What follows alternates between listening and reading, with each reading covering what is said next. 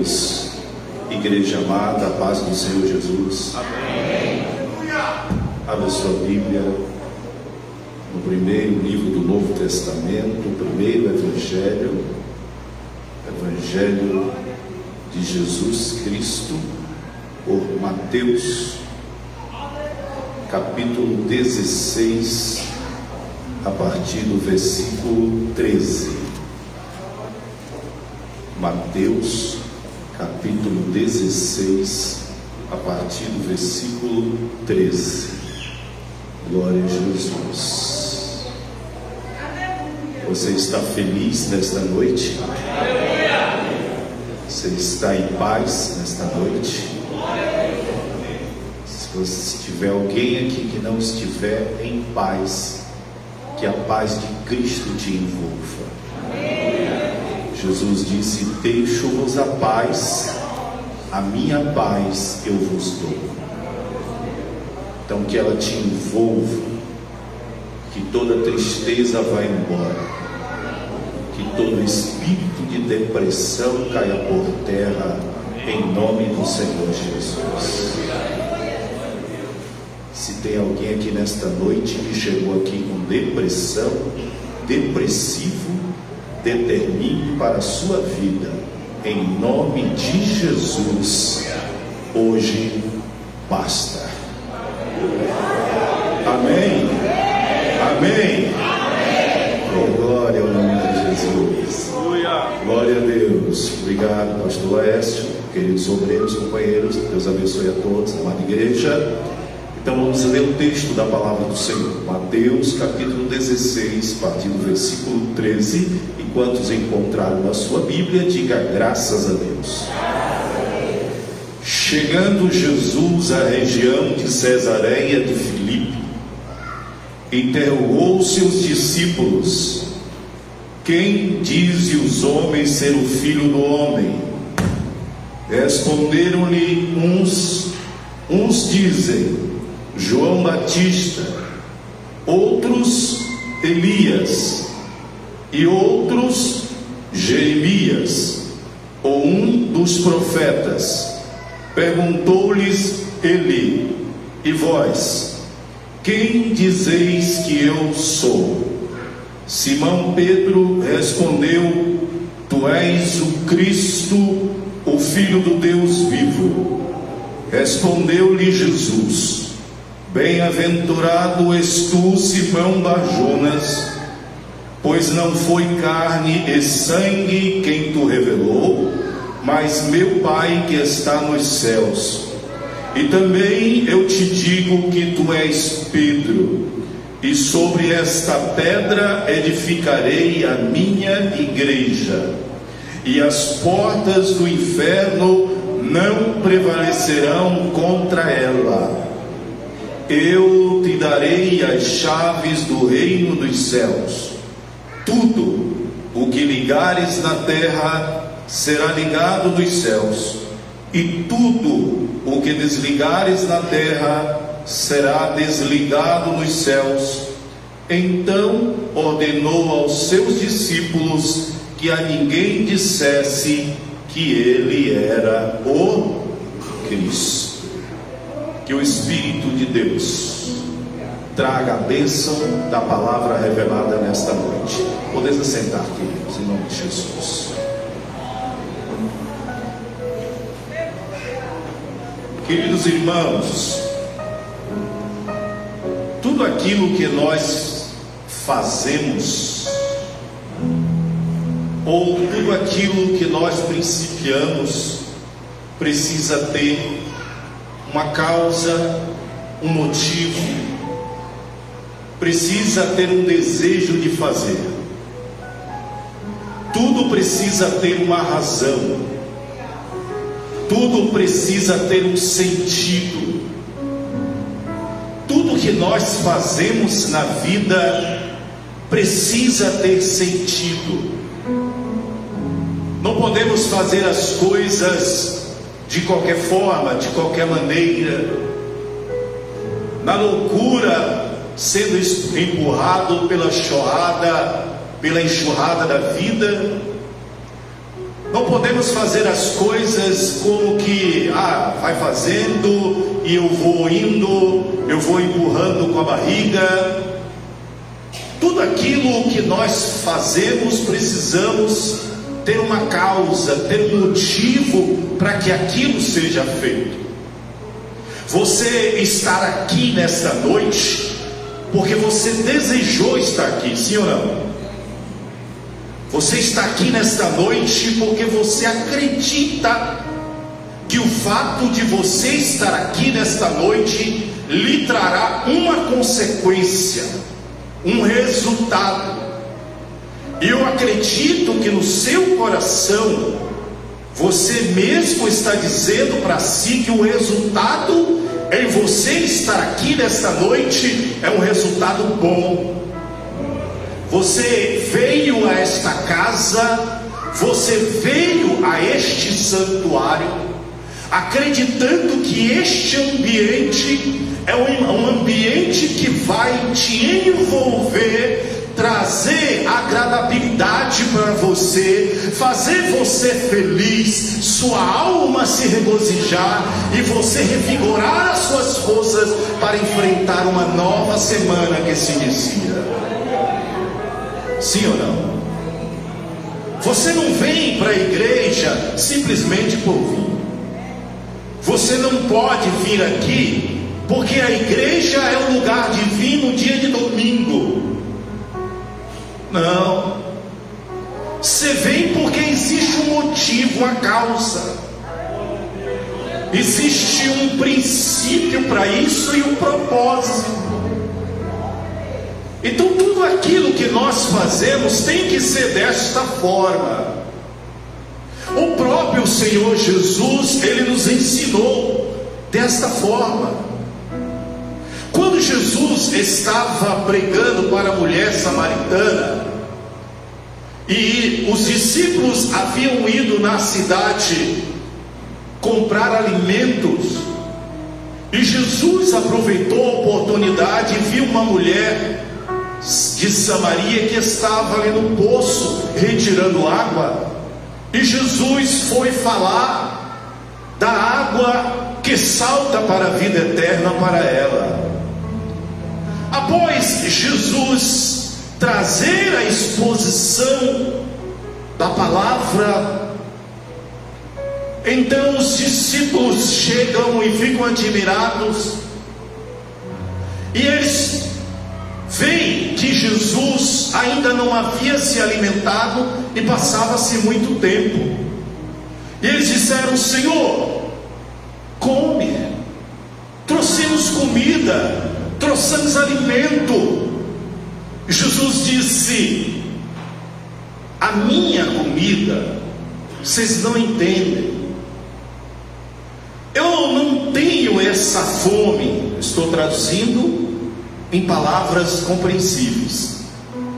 Mas Jesus estava disse para eles: a minha comida é fazer a vontade daquele que me enviou e realizar a sua obra.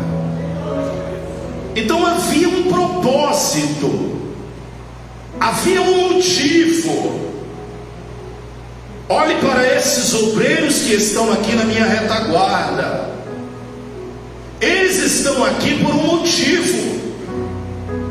Não estão aqui simplesmente porque no desenho, no quadro organizacional da igreja, precisa ter diáconos, precisa ter auxiliares, precisa ter presbíteros, precisa ter evangelistas, precisa ter pastores. Eles estão aqui porque tem um propósito, existe uma razão para isso. A sua casa, a sua família, essa que você construiu, você planejou para um propósito, sim ou não? Você não casou só por casar, não se casa por casar, não se forma família só por formar. Existe um motivo, existe uma razão. Nós estamos em um culto da família, onde o casal traz os seus filhos, aqueles que têm, para a casa de Deus, e todos estão aqui reunidos em um propósito. A família está aqui porque a família quer se encher de Deus, e a família é abençoada por Deus. Feliz é a nação cujo Deus é o Senhor. O pai de família entende isso, a mãe de família entende isso, e traz os seus filhos para a casa de Deus. É propósito, é construir algo, é ter uma razão. Por que nós recebemos dons espirituais na igreja? É só para ter? Por que Deus distribui os seus dons espirituais? Você já pensou para pensar sobre isso? Por que existem dons espirituais na igreja? Por que algumas pessoas têm talento para cantar, mas não têm talento para pregar? Tem talento para pregar e não tem talento para cantar? Por que isso? Porque dentro da igreja tem pessoas que desenvolvem uma atividade de portaria de recepção com excelência, mesmo sem ter feito um curso preparatório para isso, um curso secular, mas é um excelente recepcionista dentro da igreja, é um excelente porteiro da casa do Senhor. Por que isso?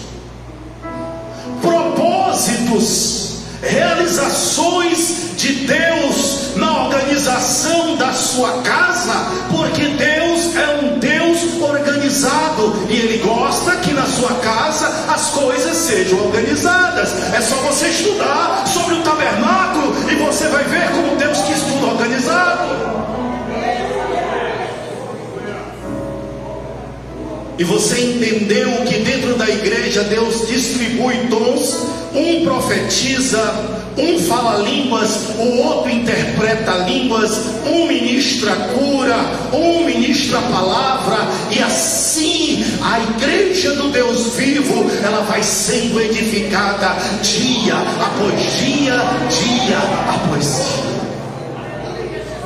Então bote uma coisa na sua cabeça: você está sentada aí neste banco, você está sentado aí neste banco, mas existe uma razão de Deus, existe um propósito de Deus.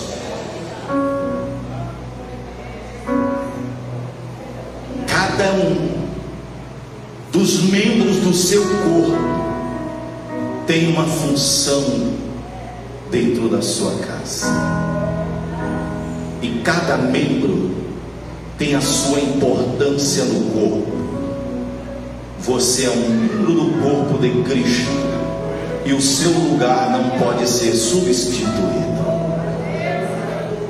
Você já pensou nisso? Você já pensou nisso? Você é um membro do corpo de Cristo. Se eu tirar o meu dedo, se eu arrancar esse braço e colocar um braço mecânico, não será um membro real, natural do meu corpo. Vai ter utilidade? Sim, não deixará de ter, mas não será um membro natural. Entendeu a tua importância dentro do corpo de Cristo? Entendeu o quanto que você é especial diante do Senhor Jesus Cristo? Você. A sua função não poderá ser substituída em milhões e milhões. No corpo de Cristo, você tem a sua função lá, e se você não estiver lá, vai estar faltando alguma coisa no corpo da igreja.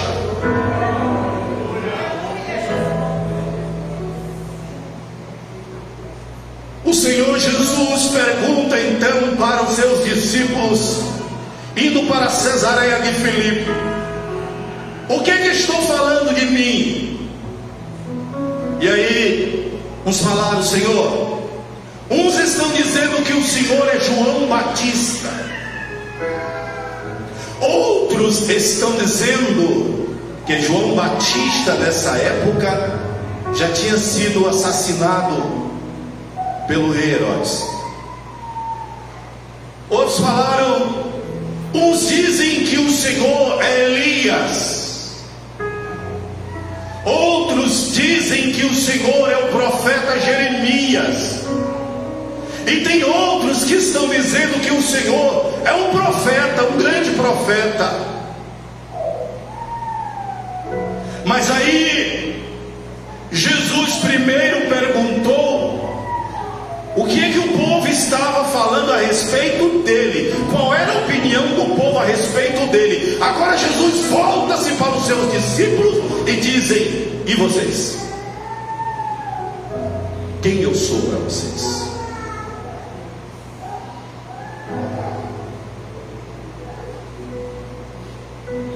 Você já fez essa pergunta? Quem é Jesus para você?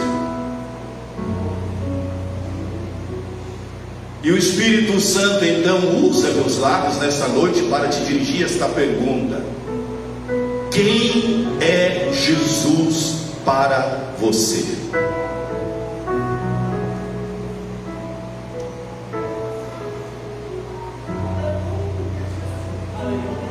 Quando Jesus faz esta pergunta para Pedro, para os discípulos, Pedro, como sempre afoito,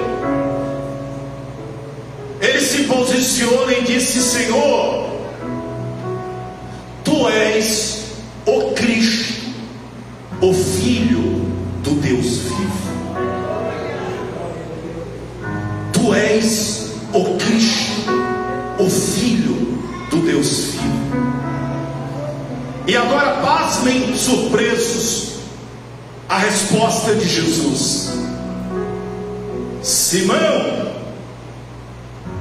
não foi carne e sangue que tu revelou. Jesus disse: não foi você mesmo quem falou isso.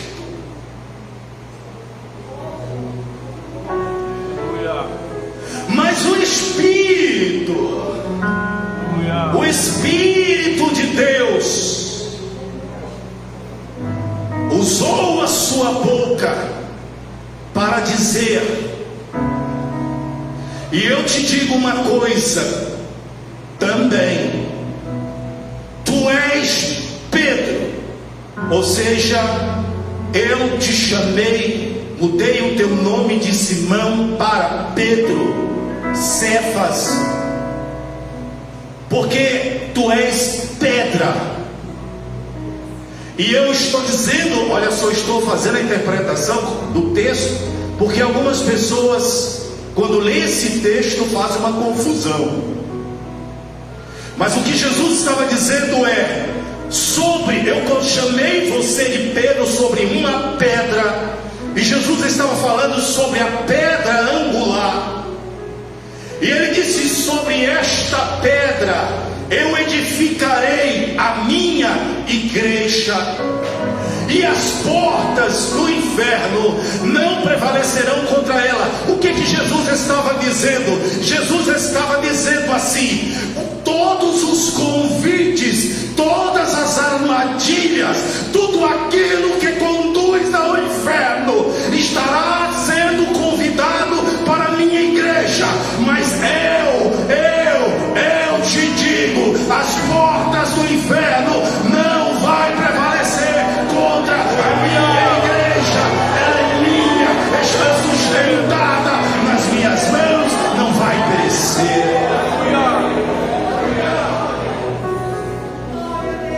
Tu és Pedro.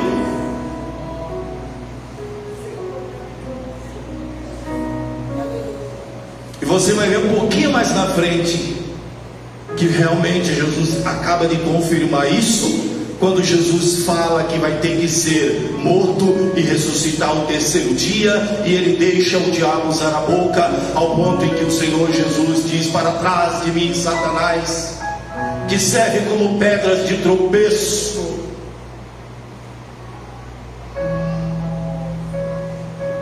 Então eu vejo o Senhor Jesus perguntando para cada um de nós nesta noite: quem é Jesus?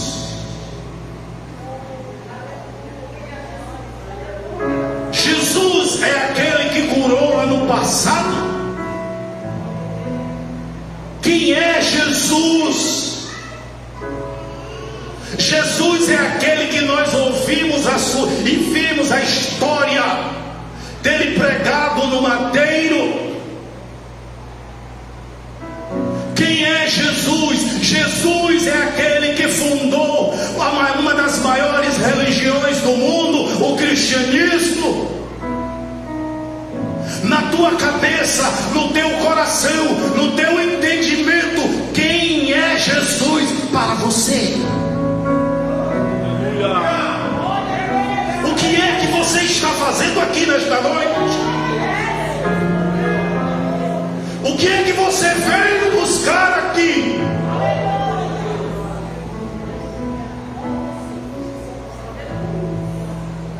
Você está entendendo?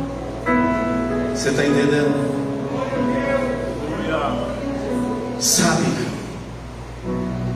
Jesus quer criar um relacionamento pessoal com cada um de nós, uma intimidade com cada um de nós, que vai ficar marcado na tua alma, no teu sentimento, e jamais você terá dúvida de quem é Jesus para você.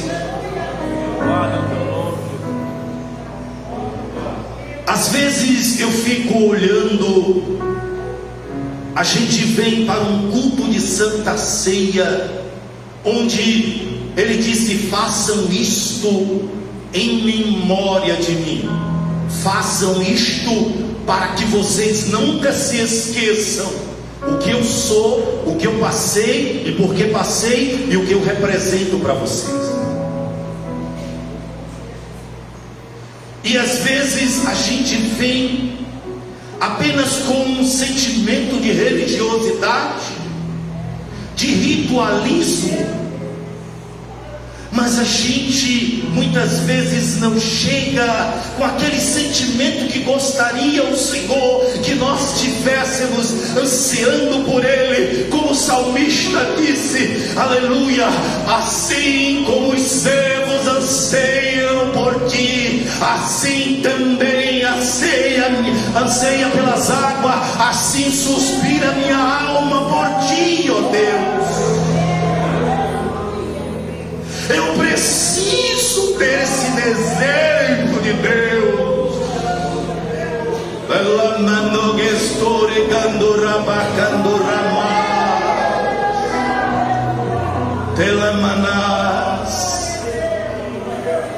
Quando eu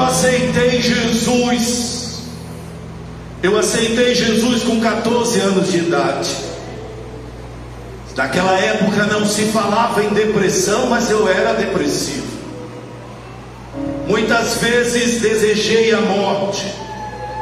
Na escola eu sempre vivia sozinho. Os meus colegas tinham medo de mim porque eu era valente. Qualquer coisinha eu caía para dentro e era terrível. E eu sempre vivia lá recuado, sem amigos, sem ninguém. E dentro do meu coração havia uma angústia tão grande. O meu pai tinha acabado de aceitar a Jesus, 50 e poucos anos de catolicismo. Meu pai era católico praticante, daquele que sexta-feira da paixão jejuava, não recebia dinheiro de ninguém, se tivesse que tomar prejuízo ficaria. Meu pai era de uma religiosidade invejável, e nós fomos criados naquilo.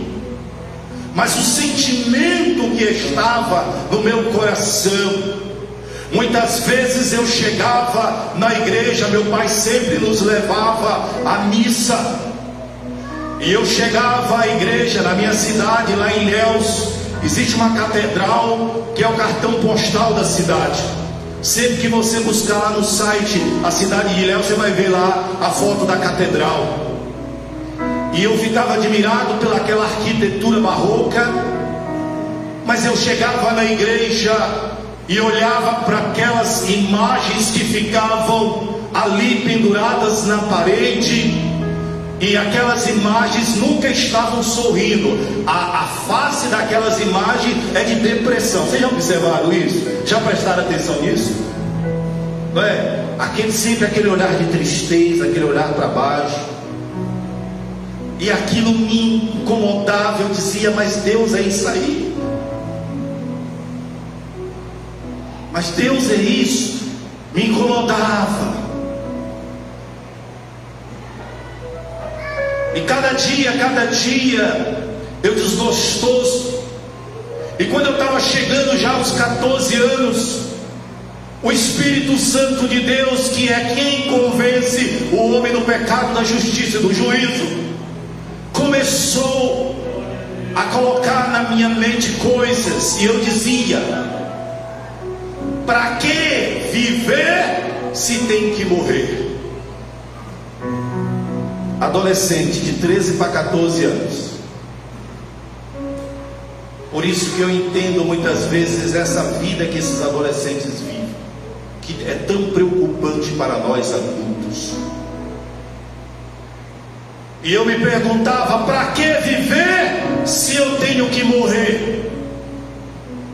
Se Deus existe, para que nos criou? Olha só os tipos de pergunta que eu fazia. Se Deus existe, para que nos criou, se nós vamos ter que morrer? Que não nos criasse, que não nos passássemos a existir. Essas perguntas interiores, era o Espírito Santo de Deus já me dizendo, você precisa conhecer Jesus Cristo. Você precisa conhecer o autor e consumador de toda a fé. Você precisa conhecer o Senhor. Aleluia. Aleluia. Aleluia. Até o dia em que eu aceitei Jesus, meu pai me convidou para ir para a igreja. Ele convidava, eu não caía, até que um dia eu já estava para ele não parar de ficar me convidando. Eu disse, hoje eu vou. E eu fui à igreja. E naquele dia, eu lembro como hoje, eu entrei na sede da Assembleia de Deus, lá na cidade de Ilhéus, Bahia. E eu vi aquele culto, eu olhava para o rosto das pessoas, e eu vi uma felicidade nas pessoas, uma alegria que eu não conseguia ver fora, algo que me envolvia, e as músicas, aqueles hinos, aqueles cânticos que envolvia a minha alma, e eu ficava maravilhado com aquilo. E quando eu ouvi o pregador, e o pregador começava a pregar, e eu comecei a sentir algo tão glorioso. E na hora que ele fez o apelo, eu queria aceitar Jesus, mas eu não tinha coragem de levantar as minhas mãos, mas eu queria, era só alguém chegar ali do meu lado que eu ia. Eu estava com muita vontade, eu estava com muita sede. E quando terminou aquele culto, eu falei com meu pai, qual é o próximo dia que tem culto, meu pai? Ele disse, vai ter um culto na quarta-feira. Eu disse, eu venho. E naquela quarta-feira de outubro de 1984, eu caí de joelho, me rendendo aos pés do Senhor Jesus. E tudo para mim era novo. E aí, meu irmão, eu peguei uma Bíbliazinha que meu pai tinha, e fundei dentro dessa Bíblia e comecei a comer Bíblia. Tudo para mim era novo, era novo, era novo, era novo. Eu queria conhecer esse Deus, eu queria conhecer. E eu vi os irmãos sendo batizados com o Espírito Santo, e eu também queria ser batizado com o Espírito Santo. Era uma alegria que invadia a minha alma. Eu tinha fome, eu tinha muita fome.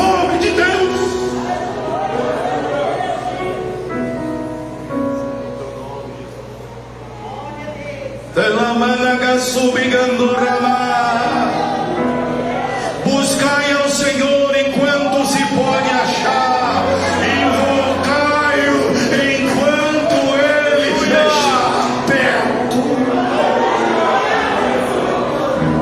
Aquele que bate, aleluia, se abre.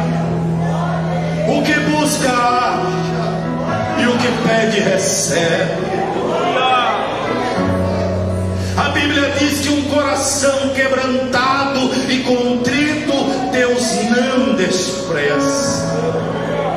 Muitas vezes o homem está encharcado de pecado, mas se dentro da sua alma ele está dizendo: eu quero me libertar disso, Deus me liberte disso, eu não quero isso para a minha vida, Jesus se manifestará na sua frente e você encontrará algo glorioso que invadirá a sua alma, uma alegria, uma paz profunda, uma paz gloriosa, um espírito que você nunca conheceu antes.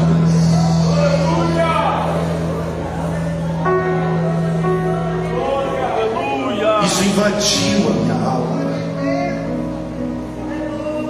Eu recebi o batismo com o Espírito Santo.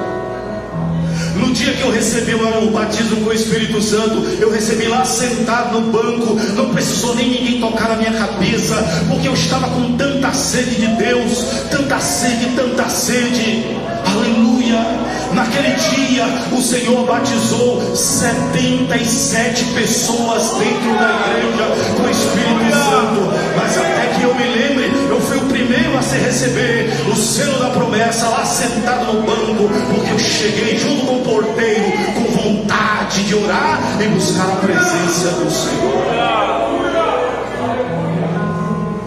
Um belo dia eu estava com muita sede de Deus, buscando.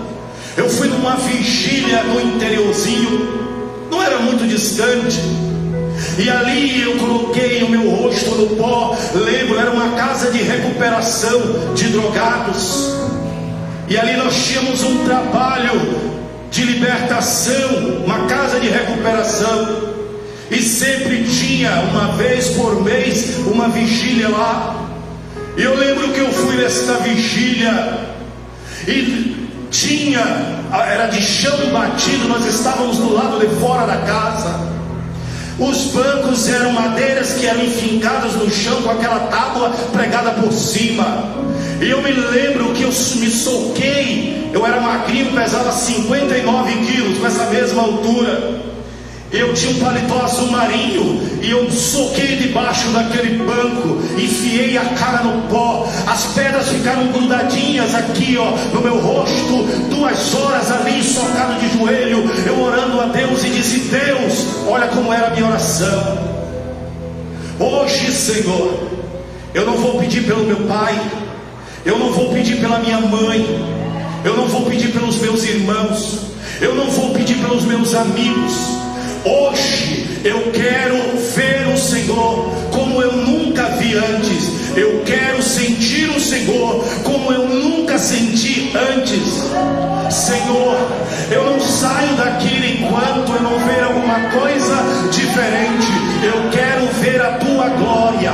Foi assim que eu orei ao Senhor. Eu quero ver a tua glória, socado lá debaixo do banco. Meus irmãos, e ali foi passando o tempo, eu disse: Deus, eu vejo pessoas dizendo que viu um anjo, outros dizem que viu um véu branco, outros dizem que viu uma mão. Eu nunca vi nada, eu quero ver algo diferente. Não precisa ser como Moisés, mas eu quero ver algo diferente.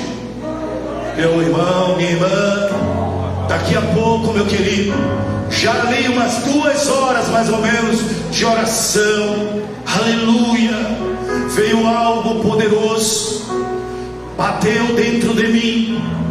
Eu estava com 50% do meu corpo debaixo do banco, literalmente eu estava debaixo do banco.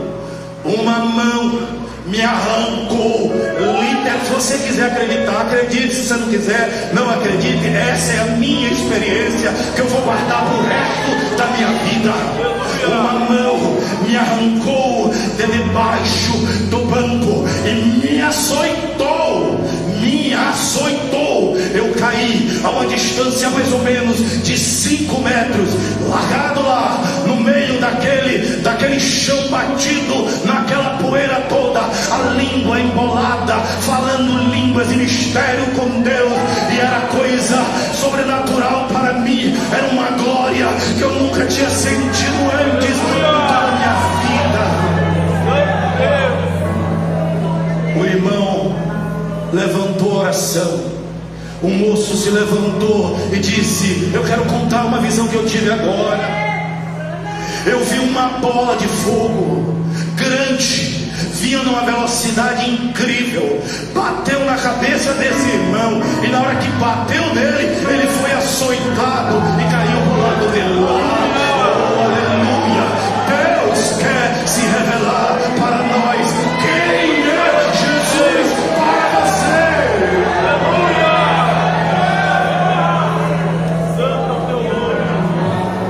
A gente está acostumado só por cima. O Senhor disse para Ezequiel, ele viu aquele rio. O Senhor disse: entra. A água estava aqui. O Senhor disse: vai mais fundo. A água veio aqui. Aí o Senhor disse: vai mais fundo. A água veio aqui no peito. E aí ele disse: agora eu não posso mais ir à frente, agora só nado. E é isso que o Senhor quer de cada um de nós. Ele quer que você nade. Ele quer que você nade. Ele quer que você nade na profundeza do Espírito Santo de Deus. Aleluia!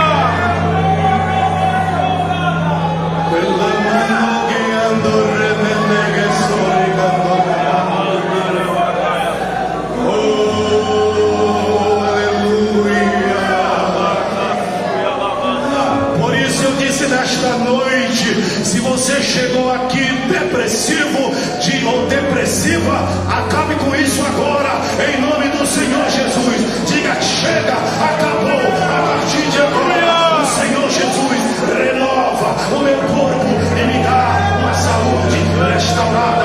Receba a tua cura em nome do Senhor Jesus.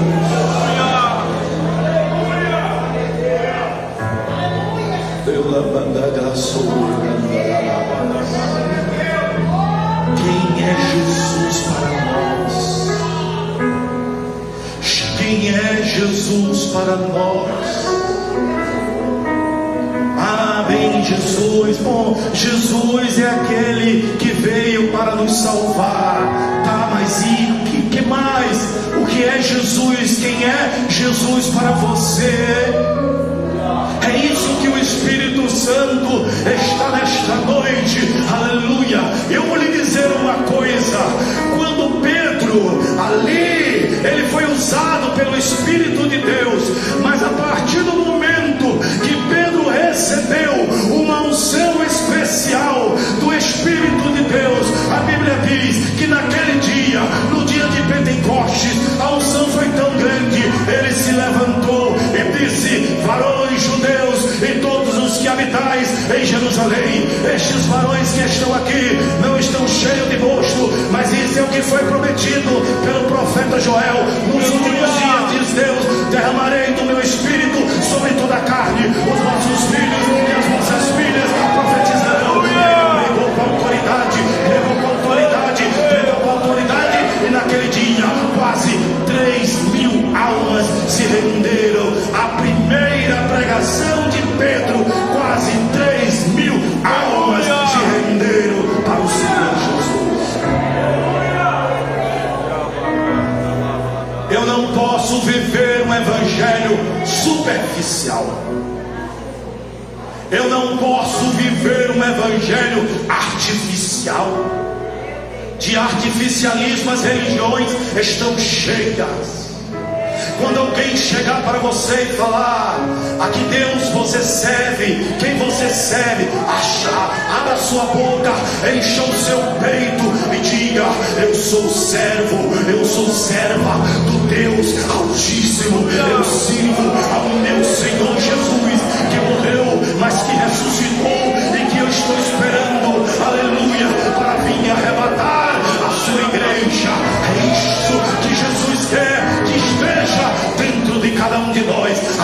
convicção, a certeza quem é Jesus para nós.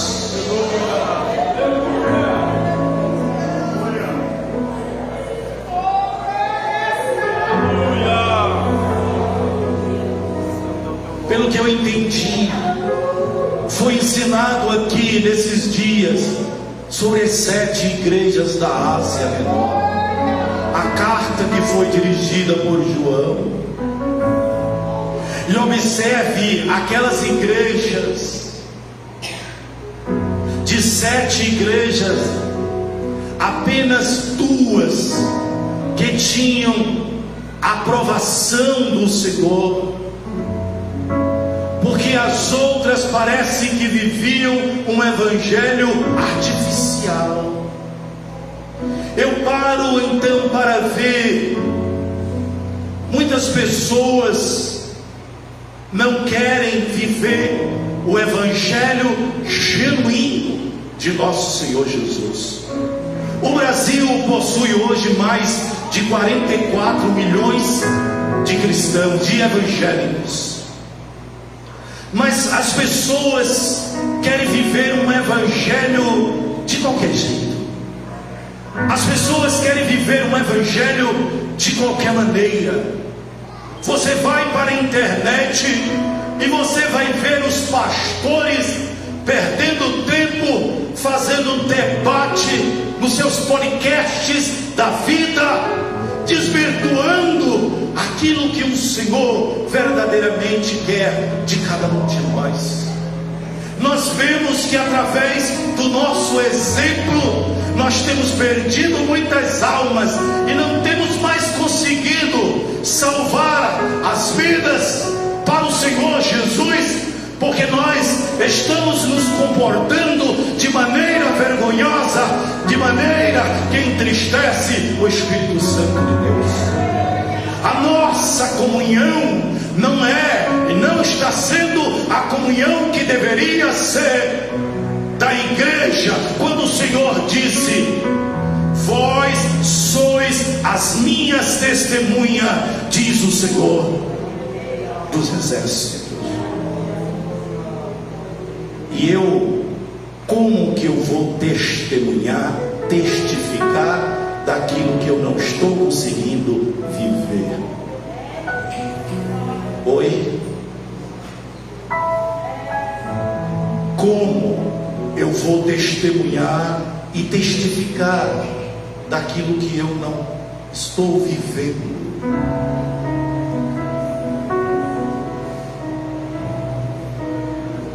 Por que você acha que está tão escassos milagres dentro da igreja? Deus mudou? A Bíblia diz que Jesus Cristo é o mesmo ontem, hoje e eternamente. Então o que foi que aconteceu com a gente? O que foi que aconteceu conosco? Quando é que está havendo agora batismo com o Espírito Santo dentro da casa do Senhor?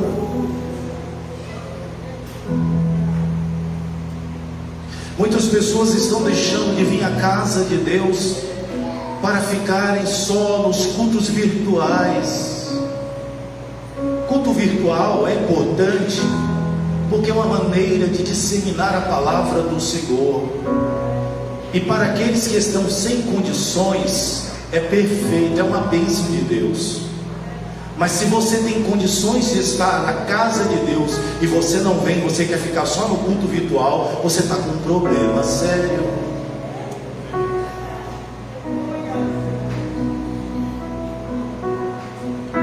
Eu preciso ter desejo de Deus. Eu preciso ter. Você acha que o ambiente onde o Espírito Santo reúne o seu povo para dar dons espirituais, manifestar o seu poder, é a mesma coisa de você estar virtualmente? Não é.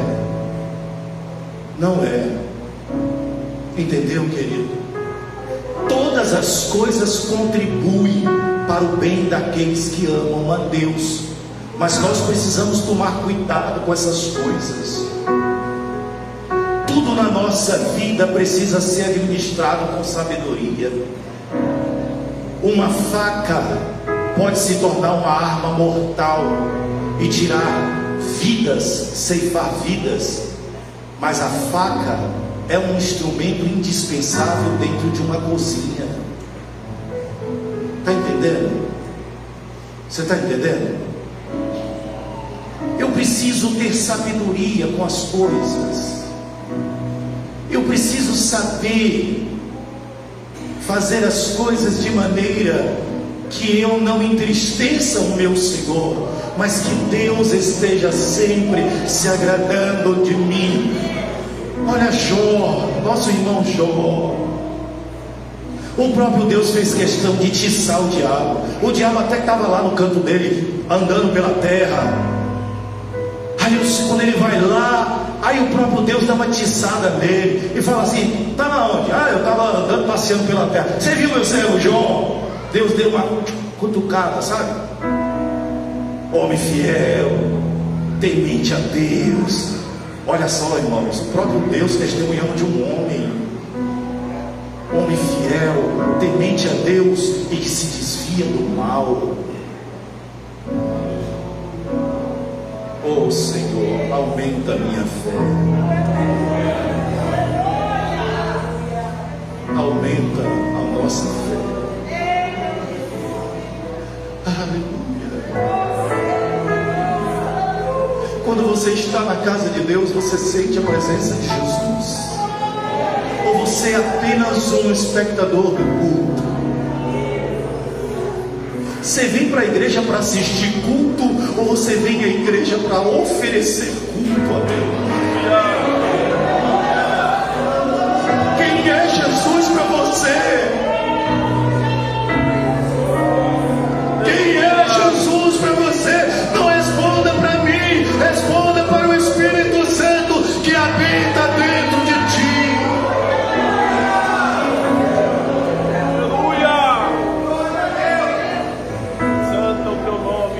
Aleluia.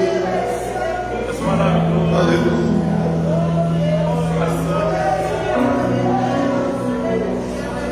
Aleluia.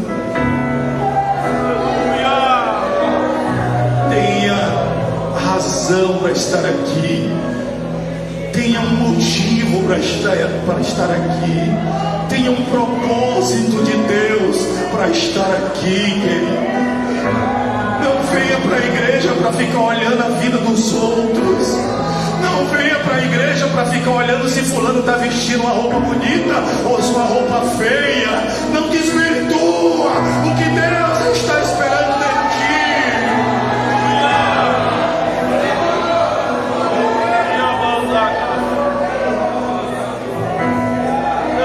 Olha só este ambiente cheio de filhos e filhas do Altíssimo.